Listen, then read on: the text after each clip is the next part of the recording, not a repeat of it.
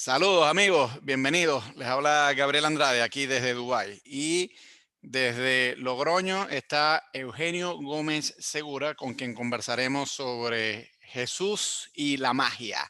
Saludos Eugenio, bienvenido. Buenas tardes a todo el mundo. Bueno, yo hace años visitando museos, recuerdo haber visto pinturas de brujas volando sobre escobas, ¿no? Goya tiene unas famosas, pero hay otras también, ¿no? Y yo contemplando eso, yo me quedaba diciendo, bueno, ¿qué clase de persona podría volar sobre una, una escoba, ¿no? Y desafiar la ley de la gravedad de esa manera. Y claro, inmediatamente recordé, tiene que ser alguien muy malo porque haya hecho un pacto con el diablo o algo así, o sea, tiene que haber acudido a fuerzas oscuras, ¿no? Pero entonces inmediatamente me dio un golpe en la cabeza y dije, pero no, pero ya va un momentico, el Salvador del mundo también voló, porque si el cuento de la ascensión es verdad, como se narra en Hechos, él también voló. Y claro, aquí empezó en mí la duda, un momentico, ¿cuál es la diferencia entre un milagro y un acto de magia o la brujería? Porque me llegó a mí a la mente la idea de que para para un marciano que llegue aquí, eso no va a ser fácil distinguir una cosa de la otra, porque pareciera que en casi todas las religiones, cuando hay un prodigio y lo hace un personaje que a mí me gusta, a eso lo llamo milagro. Pero cuando lo hace un personaje que a mí no me gusta, a eso lo llamamos magia. Y entonces, claro, ahí yo empiezo a ver una dificultad en estos términos. Y bueno, escudriñando un poco, me empiezo a dar cuenta que sí, los cristianos llaman a las cosas que hizo Jesús milagros y a lo que hacen los demás magia, pero Jesús también tuvo adversarios que llamaban lo que él hacía, no lo llamaban milagros, sino que lo llamaban también magia. Y claro, la palabra magia no siempre es así, ya me aclararás eso, ¿no? Pero la palabra magia, con el paso de los tiempos, ha venido a tener una carga semántica peyorativa, ¿no? Y más aún brujería y cosas así por el estilo. Entonces, claro, yo me empiezo a preguntar, bueno, ¿cuál es la diferencia entre una y otra cosa? Si acaso podemos hacer tal diferencia.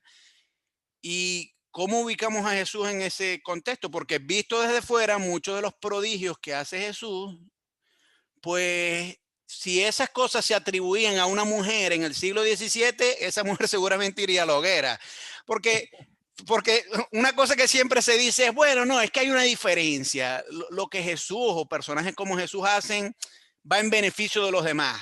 En cambio, lo que hacían las mujeres esas del siglo XVII iba en perjuicio de los demás. Pero no, no es necesariamente así, porque a la hoguera mandaron a curanderas que lo que hacían era curar y más nada. E incluso a la inversa también, porque esto una vez me lo hizo ver Antonio Piñero, que yo no había caído en cuenta. Uno de los milagros de Jesús no es muy caritativo, que es la maldición a la higuera. Con unas ciertas palabras mágicas, esa higuera de repente se seca. Y en el siglo XVII, a muchas mujeres las acusaban por decir encantos que afectaban la vegetación del vecino. O sea que yo, a mí me cuesta ver la diferencia entre una y otra cosa. Arrójame un poco de luz sobre esto. Hay una Bueno, diferencia entre magia y milagros, y cómo se ubica Jesús en este tema. bueno, hay un refrán castellano que dice, y seguro que lo conocéis allí, nada es verdad, nada es mentira, todo depende del color del cristal con que se mira.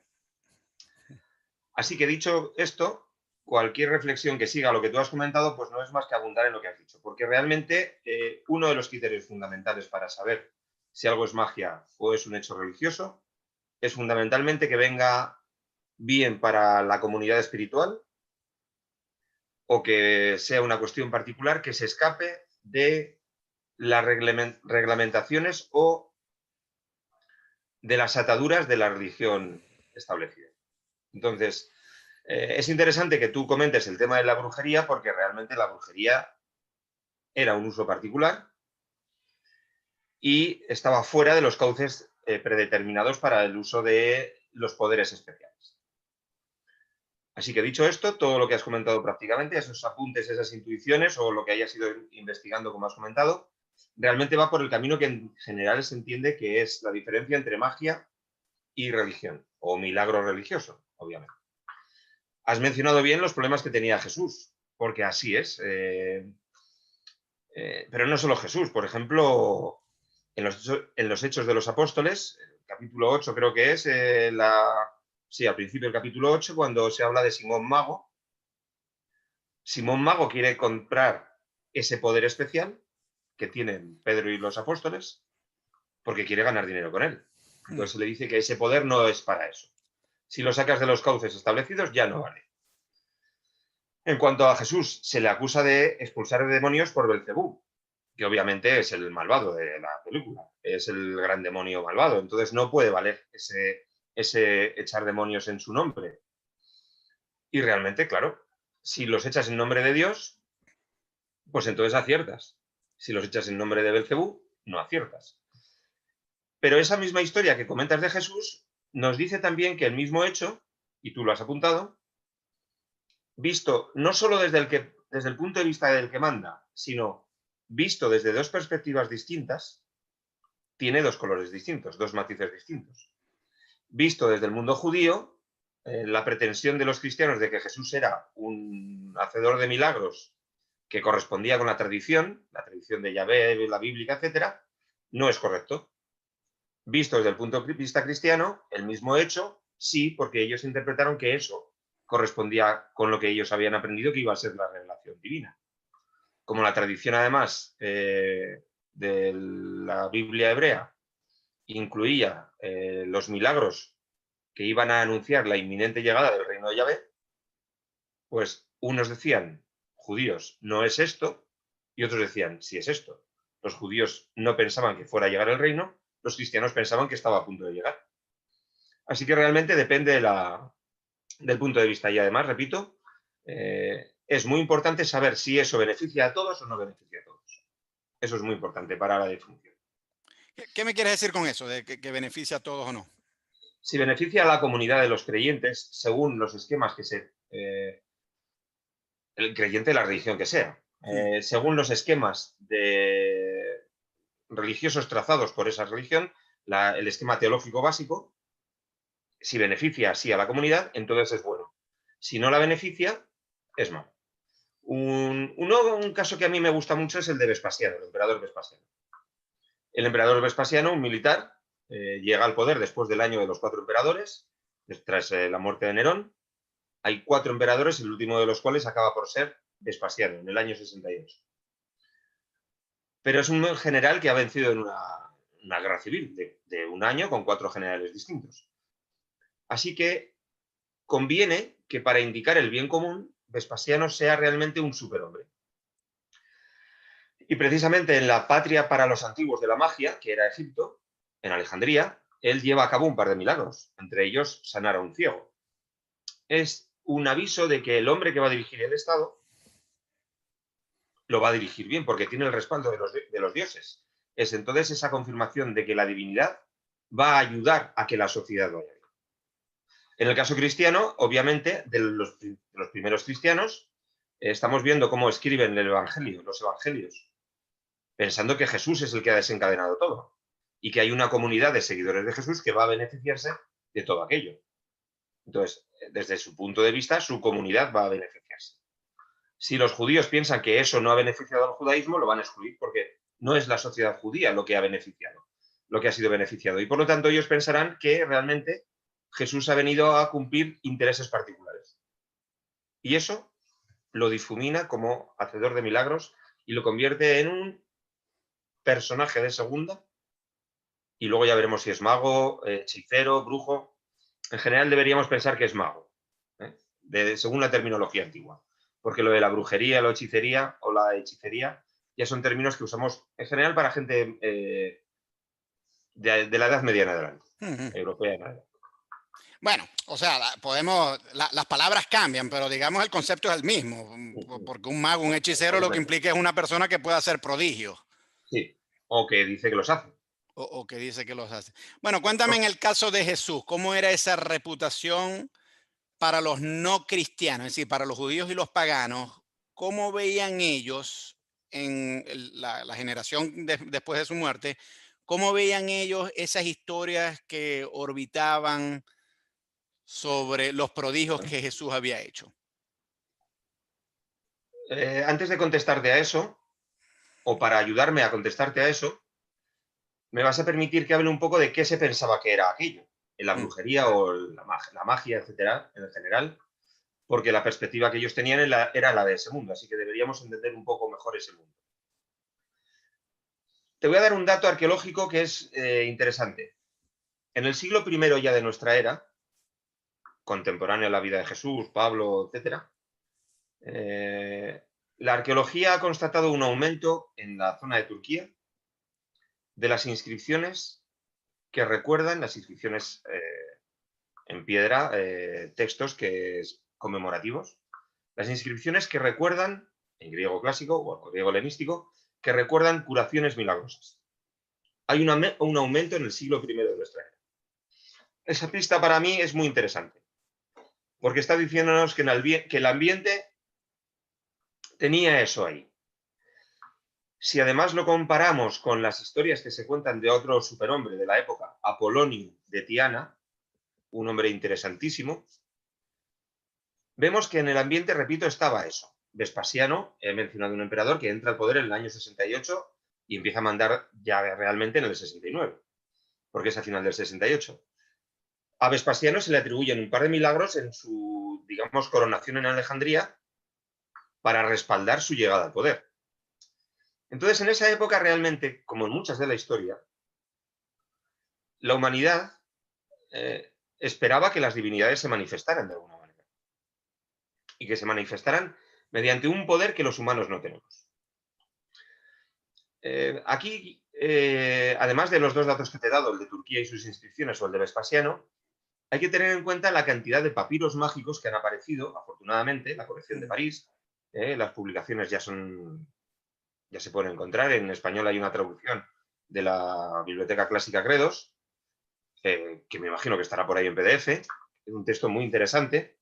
Hay algunos textos que indican que la magia estaba muy extendida, por ejemplo, de Apuleyo. Apuleyo, el autor del Asno de Oro, en su apología, en su defensa, le acusaron de brujería, por ejemplo. ¿Por qué a Apuleyo, un hombre tan religioso, se le acusa de brujería? Pues él decía que si los antiguos dioses, los antiguos hombres se habían servido de esos poderes especiales para resucitar a particulares, ¿por qué no podía él ayudar a gente de su época? En su defensa él comenta esto, ¿no? Un libro que trata de su defensa como mago hechicero, usando las palabras como tú decías. Entonces, el ambiente general lo tenía. Hay una expectativa, había una expectativa. Esta expectativa es una cosa natural en la humanidad. De hecho, si nosotros comentamos cómo hablamos, la palabra milagro es una palabra de uso muy frecuente.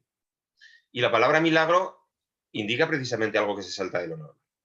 La brujería o la hechicería, la magia, parten de que alguien consigue un hecho impensable que rompe las leyes físicas que nosotros conocemos o las que se conocían en su época, esto es muy importante también, rompe las leyes físicas de alguna manera y consigue algo inesperado, que es admirable. Entonces, en este mundo antiguo, ¿qué se espera de Jesús? Los que esperan que Él sea o los que creen que Él es el que va a desencadenar la llegada del reino divino maravilloso, lógicamente confían en que todo lo que hace tiene ese poder detrás que es divino. Y por lo tanto es sano, saludable, conviene a la comunidad, como he dicho antes. Las personas, paganos has mencionado tú, ya hemos hablado un poco de los judíos. Las personas paganas que observaron a Jesús, pues lo compararon con lo que conocían, y lo que conocían era esto que estamos hablando, la extensión de la magia, una superstición, como llamaría Cicerón, una forma paralela a la religión oficial de intentar comunicarse con los dioses para conseguir lo que nosotros no podemos hacer. Entonces, por ejemplo, tenemos el dato ya concreto de Jesús, de Celso, el famoso escritor del siglo II, Celso, del que solo tenemos el texto que nos refleja Orígenes, el escritor Orígenes en su libro Contra Celso, cuando Celso habla en su discurso verdadero de milagros y comenta que Jesús los ha podido hacer, los compara con otros de su época o con la tradición religiosa de su época. Y la conclusión a la que llega es que, bueno, quizá los haya hecho, pero que tampoco es un prodigio de ser prodigioso, porque tiene en su repertorio casi tantos o de casi todos los tipos de milagros que puede haber realizado Jesús. Así que en ese mundo vuelve a ser importante lo del cristal, según el cual se cree. Claro. Bueno, háblame un poco más de Celso, porque yo diría que Celso es quizás aquí el autor más importante. Celso dice un montón de cosas bastante sorprendentes sobre Jesús y yo te quisiera preguntar qué plausibles pueden ser. Por ejemplo, él dice una cosa que a mí me sorprende, ¿no? Claro, sabemos por la historia de Mateo, legendaria a mi manera de ver, porque yo no le doy credibilidad histórica, pero que de niño lo llevaron evadiendo las matanzas de Herodes, y entonces que él regresó, lo llevaron a Egipto y él regresó ya como niño, pero Celso cuenta que él volvió a Egipto, claro, porque como tú has dicho, Egipto es el país referencia en la antigüedad de todas estas artes Sí. ocultas, ¿no? Mucho más que cualquier otro país o tierra en la antigüedad. Entonces Celso cuenta que estando allá, eh, una cosa que a mí me sorprende por lo que está tan de moda hoy, la cosa de los tatuajes. Nosotros podemos llegar a creer que la cosa de los tatuajes es una cosa relativamente reciente y sí, hoy persigue fines estéticos, pero quizás en la época de Jesús y Celso podría perseguir fines mágicos, porque Celso narra que Jesús pudo haberse tatuado algunos, digamos, recitaciones mágicas que llevadas en la piel, digamos que tienen más poder para hacer prodigios como ese, ¿no?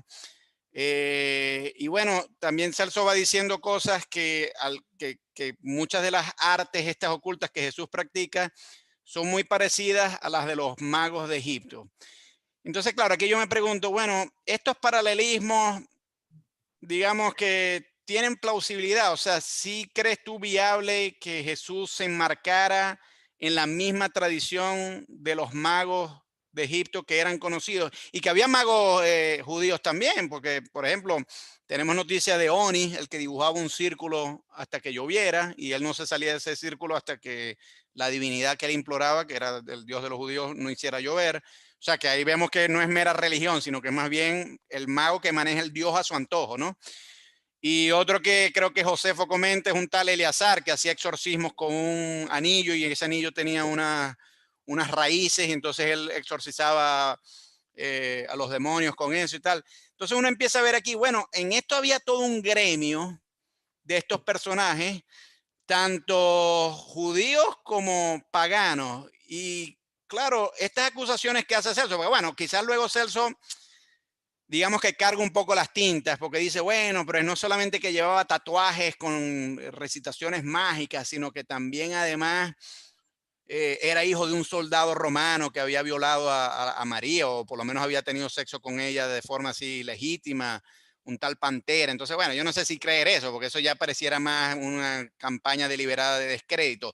Pero yo sí le daría cierta credibilidad a lo que Celso dice, porque si en este mundillo del Mediterráneo del siglo I proliferan tantos estos personajes, no solamente en Egipto, a pesar de que ahí puede ser que más aún, pero en toda la cuenca del Mediterráneo, podemos ubicar a Jesús en ese gremio, en ese mundillo. Yo creo que no, porque deberíamos distinguir, creo, entre lo que quizás se rastree de la historia de Jesús con las dificultades que eso tiene y lo que sí sabemos que es el pensamiento de quienes lo leyeron o oyeron hablar de él posteriormente. En ese mundo encaja Celso, obviamente es posterior, siglo segundo, y Celso ¿qué está diciendo? Celso está diciendo, me habléis de una persona que yo no encuentro diferente a otras. Y parte de lo que escribe Celso es comparaciones continuadas con personajes de su cultura. A los griegos que le están hablando, grecorromanos, que le están hablando de Jesús, les dice, bueno, pero si tenéis todo esto en vuestro repertorio cultural, y esto, que es prácticamente lo mismo, no os ha emocionado tanto. Entonces, a mí me parece que hay que tener en cuenta ese punto de vista, lo primero. Celso está en el siglo segundo comparando lo que le dicen con lo que él ya tiene. Está diciendo la gente, repito, que en su repertorio cultural hay cosas que están desatendiendo. ¿Y por qué no atiendes tú a esto? Tienes a Sócrates, tienes a Apolo, a Asclepio. Asclepio hay que recordar que Asclepio, según la mitología, fue un mortal que después de ser castigado por Zeus y por intercesión de su padre Apolo, el Apolo padre de Asclepio, es convertido en divinidad. Pero el problema es que Asclepio primero había sido médico. De ahí la estirpe de los Asclepiadas. Entonces, ¿qué diferencia hay entre un Asclepio que fue mortal murió y luego ha sido convertido en Dios, y Jesús, que fue un mortal, murió y luego me decís que ha sido convertido en Dios.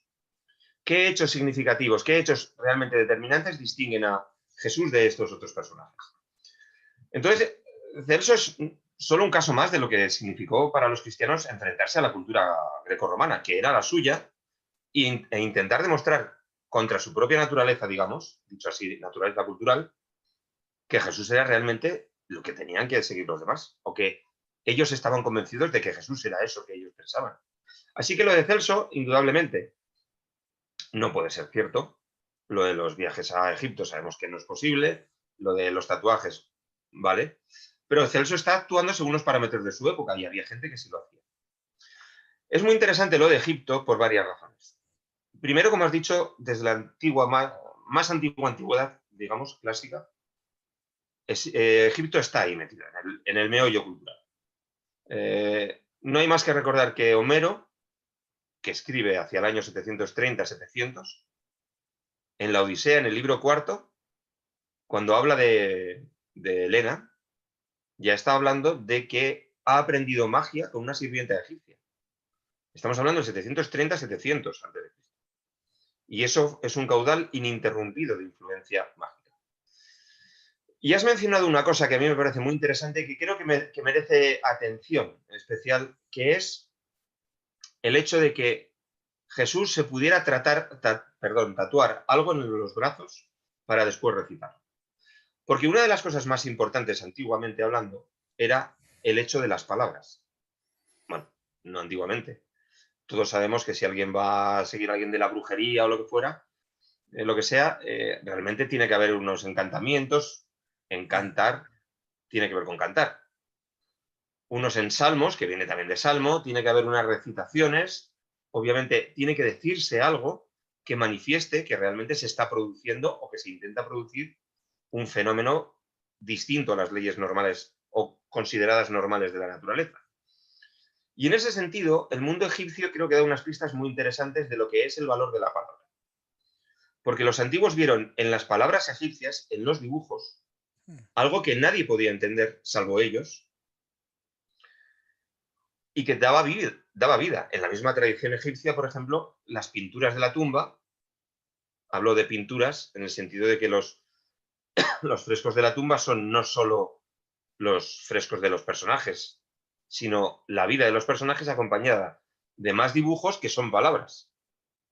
Todo eso hace que, según la tradición egipcia, se recree una vida. Porque al mencionarla, pero también al verla, la vida del propietario de la tumba, del difunto, vuelve a estar entre nosotros. Entonces, es una manera de perpetuación.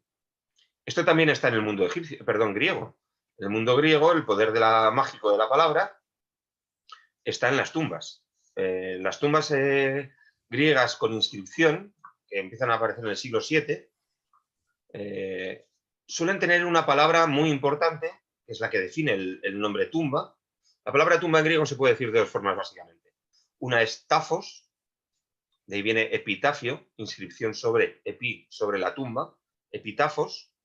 Y la otra es el monumento funerario que se llama mnema, M-N-E-M-A, mnema, que tiene que ver con la raíz de mnemotecnia, técnica para memorizar.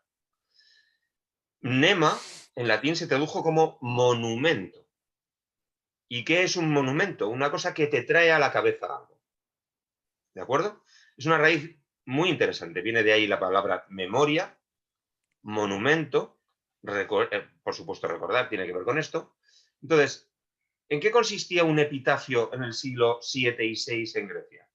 En recordar el nombre del difunto y algunas características de su vida para que quien pasara por delante de la tumba, las tumbas estaban a lo largo de los caminos, quien supiera leer, que era una marca de clase social elevada, esto aparte, para que quien supiera leer mencionara a una persona y la trajera otra vez a la vida, con alguna característica que lo hiciera relevante. Entonces, el hecho de tatuarse algo, que Celso piense que Jesús se ha tatuado algo egipcio, está diciéndonos el poder fundamental de las palabras, ¿de acuerdo? Y que ese mundo egipcio sigue presente, digamos, como la garantía de calidad. de denominación de origen. Entonces Celso está recuperando argumentos clásicos de su época y atribuyéndolos a Jesús. ¿Pero por qué lo hace? Porque los cristianos dicen que Jesús es un superhombre. Es un ser que ya es divino. Pero también hay que recordar que, vuelvo al caso de Vespasiano, los emperadores son declarados divinos. No dioses exactamente, sino divinos. Hay que distinguir entre Deus, en latín, y Divus, en latín. Divus quiere decir que está con los dioses, que algo comparte con los dioses, no que es un dios, pero que tiene una situación distinta a la humana. Entonces, por eso en tantos arcos, por ejemplo en el arco de Tito, tan famoso para el cristianismo y para el judaísmo, porque trae el candelabro de los 7 brazos de Jerusalén, lo trae a Roma y aparece en el arco, la victoria de Tito sobre los judíos en la guerra judía. En el arco de Tito, en la inscripción pone hijo del divino Vespasiano. No en el sentido de que Vespasiano sea un dios, sino de que ya está con los dioses. Entonces un pagano puede decir, vale, Jesús ha resucitado, o me dices que ha sido resucitado, me dices que ha experimentado la ascensión, que es un término griego llamado apoteosis, irse de aquí hacia los dioses. Pero apoteosis tengo de todos los emperadores. Uno puede ir al Museo Vaticano y encontrarse la apoteosis de Antonino y Faustina, que suben en el genio del emperador, suben hacia los dioses que les están esperando. Así que, ¿cuál es la diferencia? Pues si Jesús está en este tipo, yo tengo argumentos para comentar personas de este tipo. Y este es uno de estos argumentos. Me dicen esto, porque de alguna forma me tienen que justificar que este señor hizo algo especial. Así que yo creo que estamos ante una absoluta leyenda, pero que es muy interesante para situar, para contextualizar toda la polémica sobre Jesús y la magia. Eso es lo que me parece importante. Bueno, mira, una cosa que sí, vale, pues, o sea, estamos de acuerdo en que lo de Celso, pues, no tiene mucha credibilidad, pero que como tú dices, sí refleja todo el contexto del poder mágico de la palabra. Es decir, ahí Celso, al atribuirle eso a Jesús, sea verdadero o falso, sí está, digamos, reflejando lo que se creía en ese contexto del Mediterráneo del siglo I respecto al poder de la palabra, y que de hecho, en realidad yo diría que es una creencia universal en las culturas que siguen la cuestión de la magia, porque el poder de la palabra para lograr un efecto, eso está en casi todas las prácticas mágicas del mundo. Pero te quería preguntar una cosa, si uno va a los propios evangelios, hay quien podría decir que hay vestigios de eso en las mismas acciones de Jesús. Y quizás el caso más famoso es cuando él se dispone a resucitar a la hija de Jairo. Los evangelios están escritos en griego, pero en ese particular episodio, las palabras que Jesús le dice a la niña para que se levante están en arameo, talita cum. Y hay mucha gente que ha dicho, ¿por qué las incluye en arameo y no en griego? No es el único caso, ¿no? Obviamente, Sí, de frases en arameo en los sí. evangelios, pero es uno de los que más llama la atención. Hay quien ha dicho, pienso por ejemplo en un historiador famoso que se llama Morton Smith, hay quien ha dicho que ese talita cum, que significa levántate niñita, en realidad no es que está meramente traduciendo una frase del arameo, no. El hecho de que la preserven en el arameo original es porque en arameo original tiene el poder mágico para lograr el prodigio. Entonces, claro, aquí Jesús no es que está pidiéndole a Dios que levante a la niña, no es una plegaria, sino más bien es un acto mágico propiamente a través de la palabra. Y a partir de episodios como este, es que hay gente que ha dicho, bueno, quizás este hombre sí era de este gremio, porque así como había muchos casos en los que en todo este mundo del Mediterráneo del siglo I, en los que se lograban prodigios con el poder de las palabras, ahí Jesús parece actuar de esa manera. Y hay otros casos también que te quería preguntar, además de, ya me puedes, para que respondas todos en conjunto. Es decir, una cosa es pedir un prodigio a Dios y tal, pero otra cosa muy distinta es intervenir directamente, como por ejemplo el escupir el barro y ponerlo en los ojos para curar la ceguera. Eso sabemos por los propios, creo que por ejemplo, creo que eso está incluso en los propios papiros mágicos que tú mencionas, que ahora están traducidos al castellano. Hay varios ritos o procedimientos mágicos en los que la saliva, al untarse con el barro, tiene poderes curativos. Otro ejemplo de un procedimiento que tiene mucha suspicacia de parecerse a prácticas mágicas del Mediterráneo del siglo I que hace Jesús, colocar los Sí, dedos en un sordo y de sí. repente hacerlo oír. Eso también es muy evocativo de muchas prácticas mágicas. Entonces, podemos estar de acuerdo en que Celso tiene motivos para, digamos, distorsionar y atacar a Jesús. Vale, no es una fuente confiable en ese sentido. Pero ¿qué hacemos con aquellos episodios en los propios evangelios donde pareciera estar reflejado esto? Nadie va a acusar al evangelista de querer cargar las tintas contra Jesús, porque más bien el evangelista es del bando de Jesús. Pero aún estando del bando de Jesús, parece perfilar o presentar las cosas como si fuera un mago. Claro, lo que algunos han dicho, no sé si tú compartirás esa idea, me la puedes comentar, es que bueno, con el paso del tiempo, a medida que digamos que esto se va instituyendo, eso genera cierta vergüenza. Entonces, claro, en los procesos editoriales, pues se le va tratando de echar arena a eso y dejando de lado, pero el rastro original queda ahí con el uso de las palabras, el uso de la saliva, el uso de las manos, etcétera. Entonces, cuéntame un poco qué hacemos con esas historias que están contenidas, no en Celso, no en los judíos que acusan a Jesús, que eso ya es posterior con el Talmud y todo eso, sino en los propios evangelios. ¿Qué hacemos con esas historias?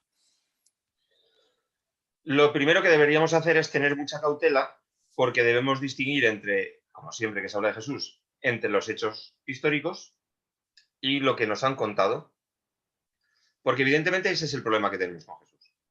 Si los textos que tenemos de Jesús, los cuatro fundamentales, los cuatro evangelios, empiezan a ser escritos en el año 70 y terminan en el 100, 105, 110, depende ya de la datación que se quiera dar del Evangelio de Juan, Marcos, Mateo, Lucas, Juan, debemos entender un proceso muy importante que se ve en el paso de los cuatro evangelios a los Hechos de los Apóstoles.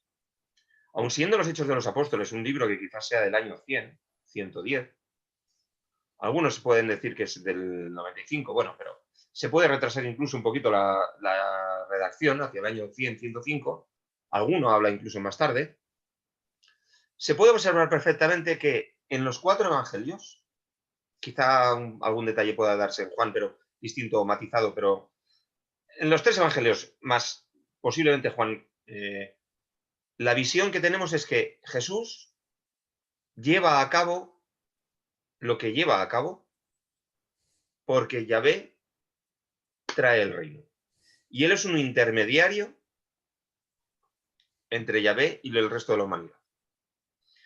Sin embargo, en los Hechos de los apóstoles, Pedro sobre todo, dejan muy claro que ellos actúan como intermediarios entre Jesús y la humanidad. Así que hay un ejemplo más de la evidente evolución que sufrió las ideas que tenían sobre Jesús.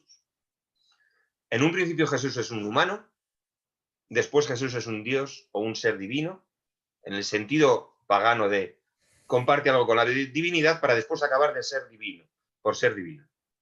Entonces, si Jesús en un principio hace las cosas que hacen los humanos, usará los mismos sistemas que usaban los humanos de su época. En cuanto a lo que dices de la saliva, lo que se ha estudiado de la medicina popular, por ejemplo, es muy interesante. La saliva es una de las formas fundamentales de desinfección. Tú piensas en esto. Si tú te cortas, ¿qué haces? Lo primero que vas a hacer es Como el gato. como el gato. Aquí, por lo menos en España, se sabe que la saliva de perro es muy cicatrizante. Entonces, si tienes una herida que no sea muy fuerte, pues si te la lame un perro, va a cicatrizar un poco antes, porque la saliva desinfecta. De hecho, la boca es una de las principales fuentes de infecciones. Y no lo es tanto porque la saliva funciona. Los dentistas, los odontólogos, siempre dicen que su profesión en otra parte del cuerpo sería imposible, porque el nivel de infecciones sería tan alto que llevaría al fracaso de muchas operaciones. Y los demás cirujanos piensan, ojalá pudiera yo operar bocas, porque tendría menos problemas de seguridad. Entonces, la saliva es un recurso natural. La saliva limpia. Y si tú concibes la enfermedad como una mancha, aplicar saliva y barro para que la mancha se quede ahí y después se vaya, resulta un fenómeno natural. Así que no es exactamente magia, sino una práctica de la medicina popular. Si tú tiñes eso de religión, si te atienes al mensaje que en Isaías, en el último Isaías, vendrán los prodigios que vendrán, o el mismo Elías que hace que alguien resucite, si tú dices que el final de los tiempos malos y la llegada del reino de Yahvé va a estar llena de milagros, solo tienes que hacer una cosa. La medicina tradicional, la popular, aplicarla, porque esa es la demostración de que alguien está atrayendo, según tu tradición, ese mundo nuevo. Así que no es exactamente que sea el gremio de los magos, sino que hay algunas formas de medicina popular, grecorromana, que están estudiadas, que responden a eso. Vale. Algunas formas de esas son magia, cierto es, pero son medicina popular. Entonces, esto abre una pregunta muy interesante. ¿Qué son los milagros de Jesús? Hay algunos estudiosos que incluso afirman que hubo milagros de Jesús. Yo, como persona que no cree demasiado en estas cosas, no puedo pensar que él hiciera milagros. Sé que hay curaciones, yo he visto alguna curación que realmente es sorprendente, que no sigue las leyes que nosotros conocemos todavía. ¿Vale? Pues todavía no lo sabemos. Pero en el mundo antiguo se sabían muchas menos leyes de la física y de la naturaleza que sabemos ahora. Así que determinados cursos hacia la salud de enfermedades podían resultar extremadamente importantes y milagrosos para su concepción. Y luego hay otra cosa respecto a la medicina popular que es muy interesante. He estado mirando para preparar esta charla contigo el caso de la lepra. Resulta que la palabra lepra, que tiene varios aspectos lamentablemente terribles, en el mundo antiguo también cubría un aspecto que no es tan terrible, sí para el que lo padece, pero no de malformaciones o de deformaciones, no de ese aspecto monstruoso, la lepra leonina que llaman, porque te hace la cara como si fuera chata como un león, o la elefantiasis, que es que los miembros se te van quedando como las patas de un elefante porque vas perdiendo los miembros. Esa parte horrorosa. También la palabra lepra incorporaba la psoriasis. Fíjate que es un problema para quien la tiene, obviamente. Pero fíjate lo que supone que alguien sepa un remedio contra la psoriasis. Nosotros tenemos unas informaciones concretas. Tenemos que ser lo más dados posible a centrarlas en el contexto histórico. Imagínate que alguien dice, tengo lepra, pero tiene psoriasis para nosotros. Y alguien sabe un remedio para la psoriasis. De hecho, hay gente que sabe usar hierbas para la psoriasis. También conocemos el caso de en España los llamamos curanderos. Hay gente que tiene una habilidad para encontrar un remedio contra algo. Que alguien tiene ese tipo de saber y que piensa que esa es una manifestación de la divinidad en su persona. Y te cura la psoriasis. En el informe bíblico o neotestamentario aparece como lepra. Y te ha curado la psoriasis. Respecto a las sanaciones, por ejemplo, de epilépticos o los endemoniados, muchos endemoniados, casos de endemoniados, se consideran realmente epilepsias. Y es posible que alguien tenga un episodio fuerte de epilepsia, pero que alguien sepa cómo tratar ese episodio. Yo, por ejemplo, tuve en un examen precisamente de ¿quién era? De latín, creo que el historiador Tácito, en la universidad, pues un chaval, un compañero de clase, con la tensión, le dio un ataque de epilepsia allí mismo. Luego fue muy sorprendente. Y hubo un alumno que se levantó, cogió una bufanda, porque era invierno, cogió una bufanda, en febrero, ahora en los exámenes de febrero, cogió una bufanda que estaba colgada ahí en los colgadores de clase, se la puso en la boca para que no se mordiera la lengua y todo eso, Sí. le puso una tal, y al chaval se le pasó el ataque de epilepsia. Los que no sabíamos hacer eso, como, joder, vaya persona, pues la que lo que ha hecho, ¿no? Entonces, contextualicemos cosas también respecto a la medicina popular. Es una fuente muy interesante de información. Y entonces decimos, algunos de los milagros de Jesús pueden ser del gremio, es posible que sean. Pero también es cierto que algunas de las prácticas que que se comentan son propias de esa medicina popular. Porque las madres saben que si tienes el estómago mal te tomas una manzanilla. Y eso es medicina popular. Luego puede venir un laboratorio químico y decir, bueno, pues extraigo el principio activo que llaman y lo convierto en pastilla. Entonces ya no es manzanilla, sino la sustancia propia que conlleva la manzanilla o la conjunción de sustancias que hace esto. Ya es medicina legal, digamos, medicina universitaria. Pero en esa época la medicina popular era indispensable porque realmente es lo que hacía que la mayor parte de la gente sobreviviera. Así que si alguien tuviera o conocimientos porque lo sabía, o alguna intuición o lo que fuera, y lograra eso, podía sentirse respaldada por las divinidades. Y fíjate los dos casos que te he puesto, psoriasis y epilepsias. Si es un periodo, o sea, un ataque de epilepsia, como es un ataque y no un estado, será transitorio.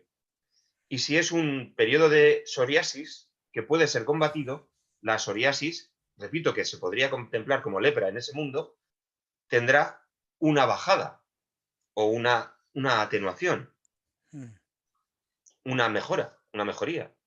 Con lo cual la persona que salga de allí dirá, me ha quitado la lepra, porque lo No, llamaban lepra. no, y que además la psoriasis tiene un componente psicosomático. De Además, forma tal que alguien que te imponga las manos o te dé un buen trato, eso te va a sentir mejor y la psoriasis, digamos que se puede reducir con puro trato mental, porque tiene un componente psicosomático.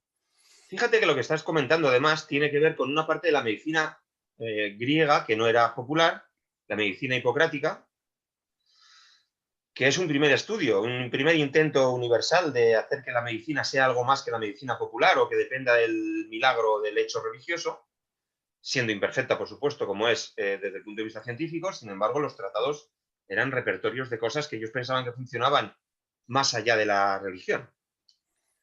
Fíjate que uno de los elementos que se recomiendan reiteradamente en muchos tratados hipocráticos es el trato al enfermo mediante la palabra.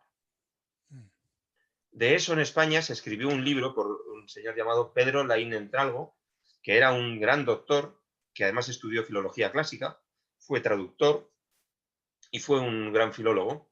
Escribió un libro titulado Epodé, el poder de la palabra en la medicina griega. Entonces, epodé es el término que usaban ellos, tiene que ver con la palabra oda. Una oda es una recitación. Pues epodé es cómo trataban los médicos antiguos, también por la palabra, y tú lo has mencionado, porque es una fuerza psicológica, a los enfermos. Y esta epodé abre un camino interesantísimo para la filología española también, porque en español tenemos una frase, en otros idiomas también lo he investigado, hay una frase que es en nombre de. Lo hago en nombre de mi padre. Normalmente nosotros entendemos en nombre de como una sustitución. Yo estoy aquí en nombre de mi padre. Por ejemplo, firma de documentos o el nombre del presidente de Uzbekistán. Yo soy el delegado o el embajador y estoy en nombre de. Ahí prima la idea de sustitución. El lugar de este señor lo ocupo yo. Pero eso no es exactamente lo que pasa cuando uno se encuentra en el Antiguo Testamento o en el Nuevo Testamento expresiones del tipo lo hago, en griego traducción directa sería en nombre de Cristo, en nombre de Dios. Esa sería la traducción literal, en nombre de. Pero la expresión en nombre de, en la traducción griega de la Biblia hebrea, los 70, aparece en muchas ocasiones como una herramienta. Y muchos profetas dicen, hago esto en nombre de Dios. Luego el profeta no está en lugar de Dios, porque nadie en el Antiguo Testamento se pone en el lugar de Dios. Lo que quieren decir es, en realidad, la expresión quiere decir mediante el nombre de. Entonces, yo hago esto mediante el nombre de Yahvé. Decir ese nombre trae el poder de Yahvé y se realiza algo.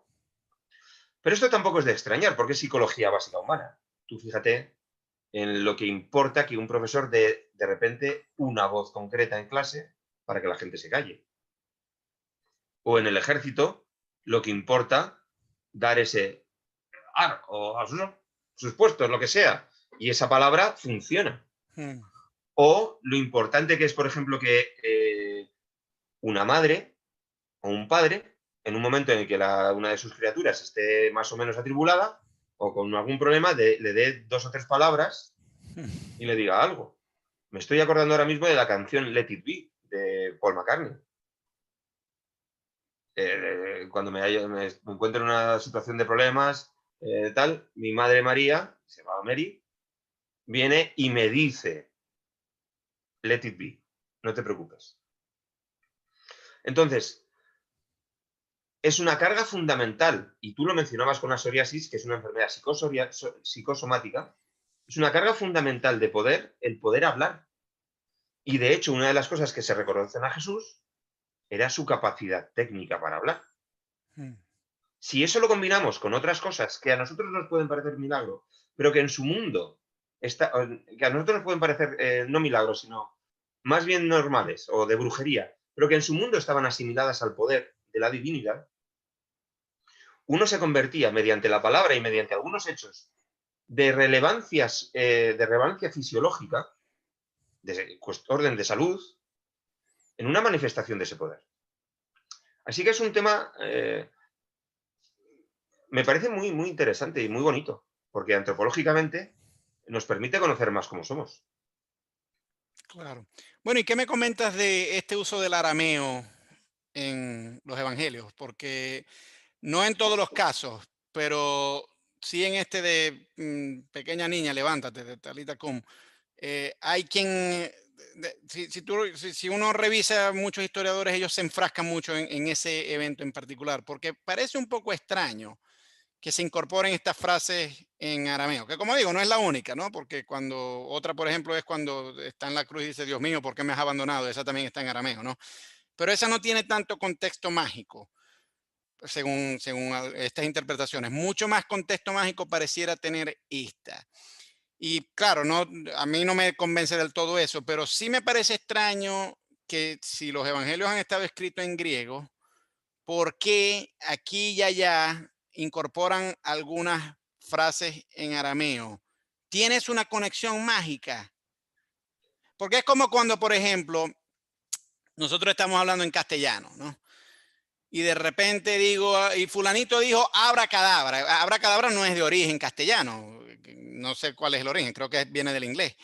Entonces uno dice, bueno, pero un momento, ¿por qué si la narrativa es en castellano, de repente se incorpora esa palabra en inglés? Y uno dice, bueno, porque es que esa frase en particular tiene atribuciones mágicas, bueno, la gente que la cree.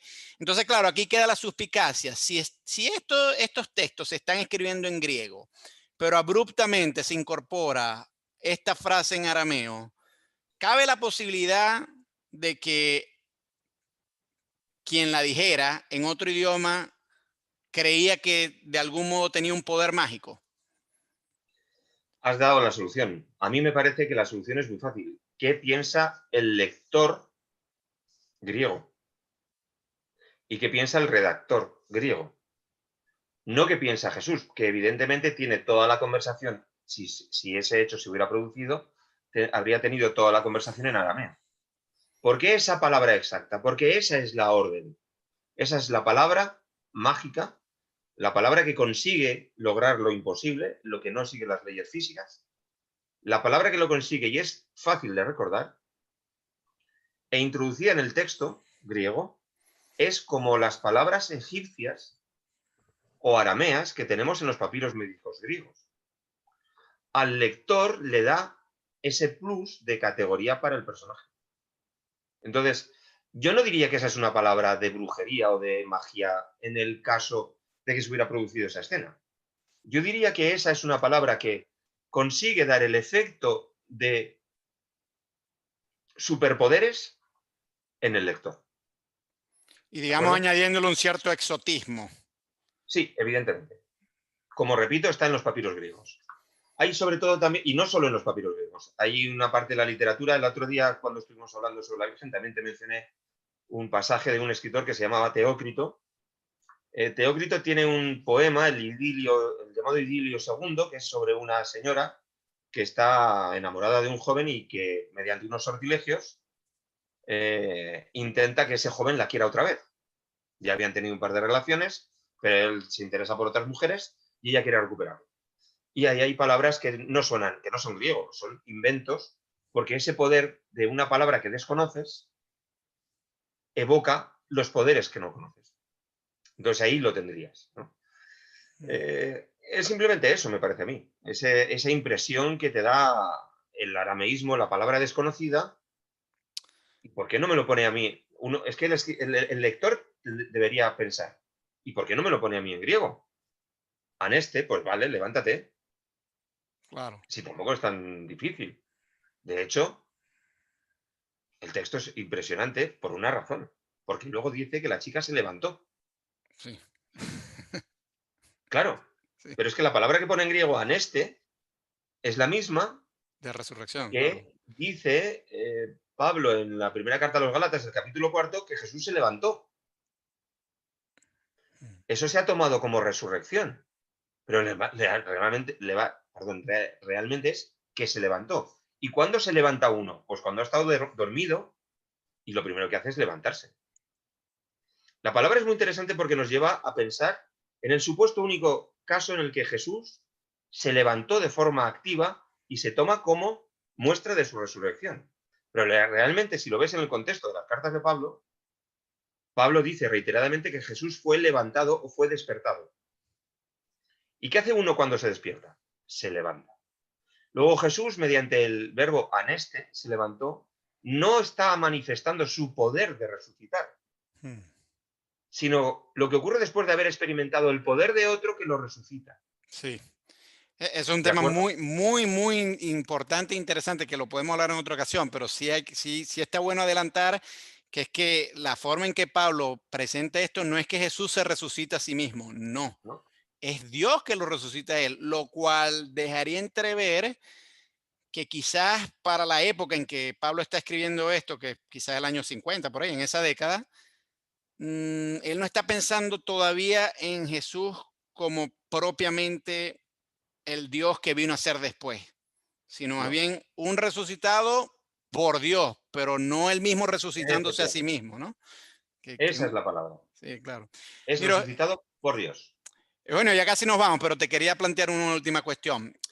Celso, cuando acusa a Jesús de todas estas cosas, y en el Talmud también, aunque el Talmud es mucho más tardío, a pesar de que acusan a Jesús de venir de Egipto y todas estas prácticas y formar parte de este gremio y tal, ellos no parecieran poner en duda que Jesús hizo lo que hizo. O sea, lo que ellos ponen en duda es cuál es la fuente para él hacer estos prodigios, pero no cuestionan que él hizo esos prodigios.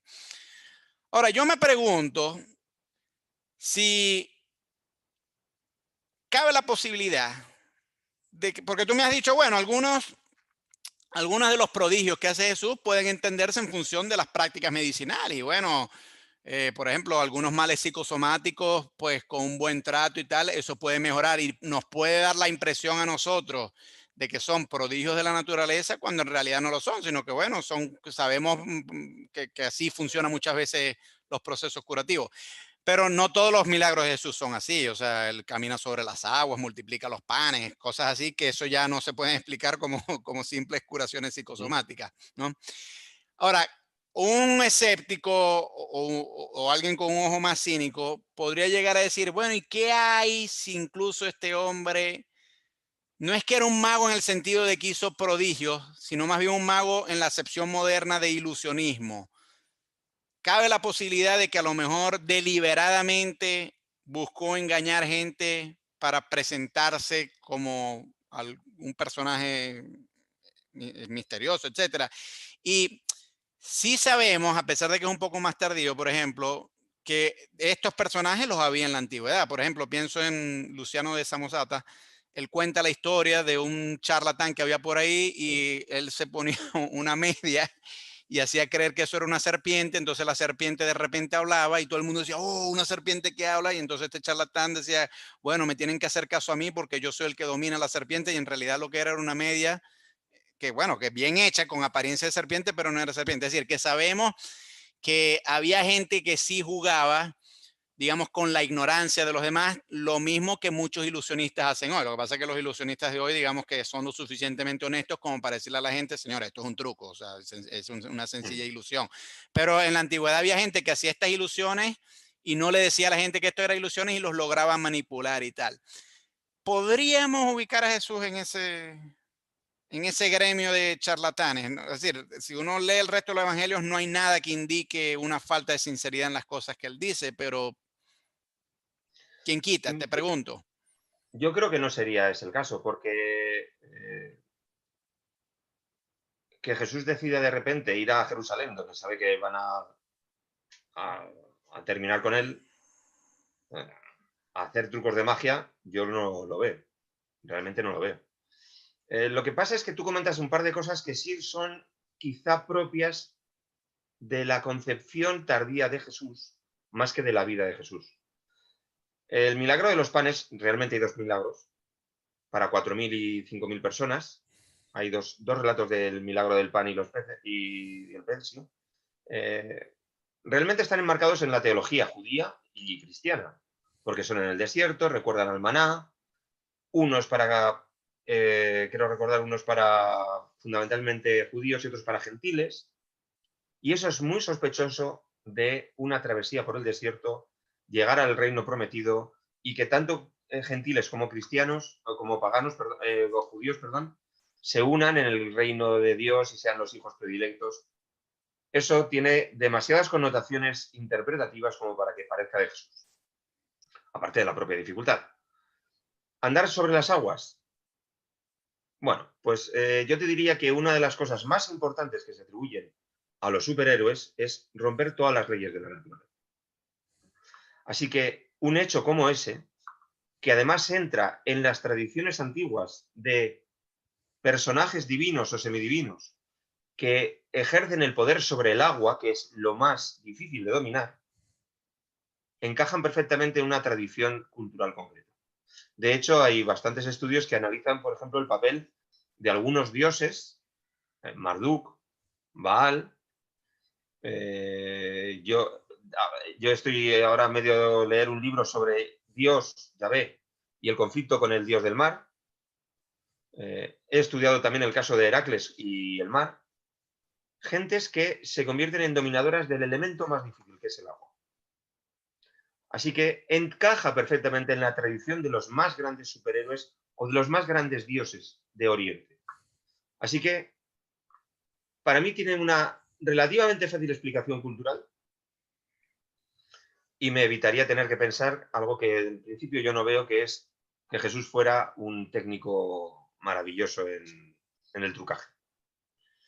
Ten en cuenta de todas formas que todo esto que estamos hablando está referido a una palabra un poco sinuosa. Es muy bonita la palabra magia. Es una palabra persa. Los magos, que eran los expertos, los super sacerdotes de allí. Pero es una palabra que es indoeuropea, porque el persa es un idioma indoeuropeo. Tiene que Hmm. ver con el ruso, con los idiomas escandinavos, los idiomas sajones, germánicos, el latín, el griego. Tiene que ver con todos estos idiomas. Y la etimología se entiende que es mag, de mag, mago en persa.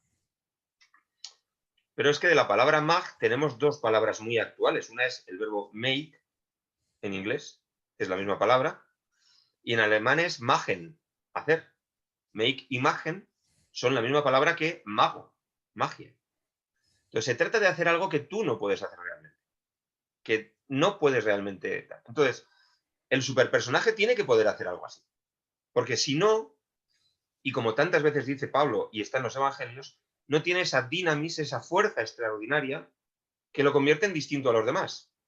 Distinto o porque la tiene dentro, y entonces sería un personaje casi divino, sería las últimas fases de interpretación de Jesús, o porque es el transmisor de la divinidad, de la potencia divina.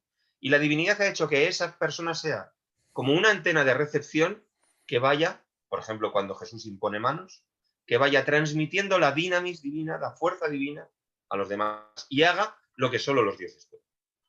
Entonces, yo no lo veo como volviendo a lo que preguntabas, como un técnico especialmente hábil, sino como una persona que pensó que tenía poderes, que pueden ser algunos de sanación dentro de la lógica de la cultura popular, otros mediante la palabra, y que pensó que todo eso era un condicionante más para que él se echara adelante en la búsqueda de ese reino que él pensaba que iba a llegar ya.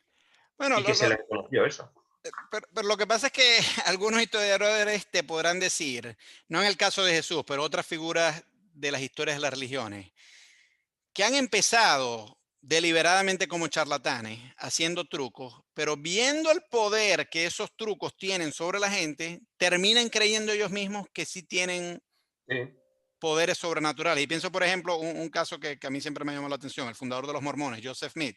Muy probablemente este hombre empezó haciendo trucos deliberados de magia para engañar a los demás, pero viendo lo que lograba con eso y la forma que manipulaba a la gente, la mayoría de sus biógrafos dicen probablemente terminó creyendo él mismo en sus propios engaños y creyó que sí tenía estos poderes. Yo no digo que ese sea el caso de Jesús, porque yo no, como tú, yo no veo viable que Jesús haya fingido o haya sido un maestro de los trucos y tal. Pero lo que quiero decir con esto es que un modelo no excluye al otro, porque ambos modelos podrían coexistir. Podría ser que un personaje, sea Jesús u otro, empieza haciendo trucos, pero viendo el impacto psicológico que eso tiene en sus seguidores, él mismo termine creyendo que no, un momento, lo que yo estoy haciendo no es un truco, de verdad tengo el poder. Porque el autoengaño es tremendo fenómeno psicológico. Entonces, lo que quiero decir con esto, un modelo no excluye al otro, o sea, ambos podrían coexistir, a pesar de que yo sintonizo contigo en esta idea de que yo no veo viable que Jesús fuera un maestro del truco, porque, o sea, pareciera más bien que sí estaba comprometido con lo que él mismo creía, o sea, nadie va como dices tú, habría ido a Jerusalén sabiendo el peligro que se corría ir en las circunstancias en que él fue a hacer meros trucos de magia. O sea, un truco de magia se hace en una situación donde uno controla el escenario, nadie va a ir a, a sí, Jerusalén en una situación tan difícil como esa, celebrando la Pascua con los ánimos caldeados, con los soldados de Pilatos viniendo desde Cesarea Marítima a Jerusalén a controlar esa situación, a hacer ese tipo de cosas. Así que bueno, en eso estamos en sintonía, pero como te digo, no necesariamente un modelo excluye al otro. Eso es lo que quería decir. Bueno, Genio, pues muy agradecido por esta conversación porque he aprendido mucho, muchísimo. gracias a ti por Y invitarme otra vez. claro que sí. Y estamos pendientes para seguir conversando sobre estos temas Vale, porque te digo que mucha gente aquí abajo escribe muchos comentarios y cuando he hablado, yo hablo con mucha gente de muchos temas, pero cuando he hablado contigo es de los que, de los videos que más comentarios tienen. Así que enhorabuena por eso y seguimos en contacto. muchas gracias. Adiós. Adiós.